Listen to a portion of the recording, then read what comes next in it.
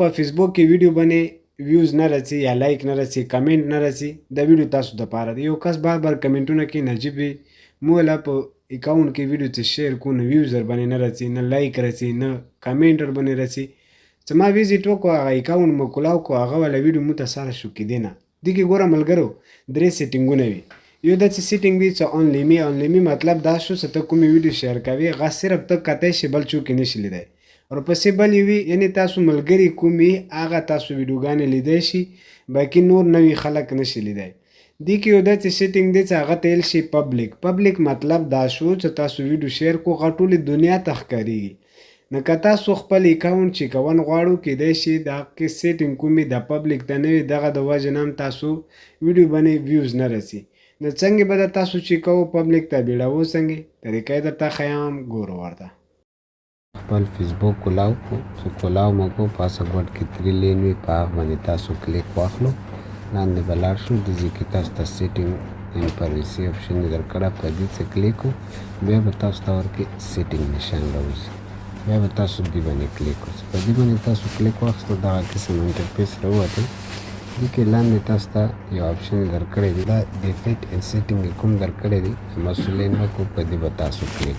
چې په دې تاسو کلیک واخلو ملګرو دا کسې الریډي دا مواله پبلک ته دې لیدلی شي ده که تاسو وله دا پبلک ته نه وي ډیفرنټ ته وي یا لاندې وي بیا به تاسو دې ځای نه هغه یو سلیکټ کړو چې کله سلیکټ کړو بیا به تاسو دې نیکسټ باندې کلیک واخلو. چې نیکسټ باندې تاسو کلیک واخیستو دې کې تاسو ته آپشن ښیي دا به تاسو وګورو چې دا کوم دی دا تاسو وله ټول پبلک ته دي که نه دي. که دا پبلک ته نه وي لاندې تاسو ته آپشن یې درکړی دی دا کس ایډیټ د سیټینګ په دې ایډیټ سیټینګ باندې تاسو کلیک واخلو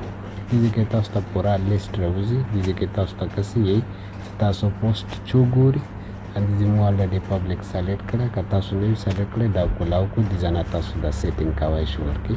همداسې دغه یو شو ورپسې دا دویم شو سټوري والا دی ورپسې همداسې پبلک ریل والا دی دغه یو نشان دی لیدلی شي ورته دغه یو نشان دی دا ټول ورته داسې آن کو دا لاندې ته هم لیدلی شي دا ټول ما والا کوم دي دا ټول پبلک ته دی وملیدو دغه سیټینګونه کوم باندې تاسو نه پوهېږئ مثال کې اونلی می ته وي یا فرینډ ته وي په هغه باندې تاسو کلیک کوو دې کې مکمل سیټینګ یې راوځي هغه تاسو پبلک ته اړوئ لکه چې دا اوس پبلک ته دا نشان کوم دی دا سلیکټ کوو صحیح شوه بیا دا چې سیو وایو چې کله سیو وایو پاسورډ کې ډان آپشن دی ته په دې ډن باندې تاسو کلیک وکړو بیا تاسو والا سیټینګ کوم دی هغه وشولو صحیح دی. دا هغو کسانو لپاره دی چې چا آی ډي یعنی فیسبوک آیډیانې پیج ته کنورټ کړي وي صحیح دی. که تاسو وله پیج باندې ویوز نه راځي کمنټ وکړو انشاءالله هغه باندې ته بیا ویډیو جوړوم صحیح شوله ویډیو مخکې شیر کړو د لوی الله په امان.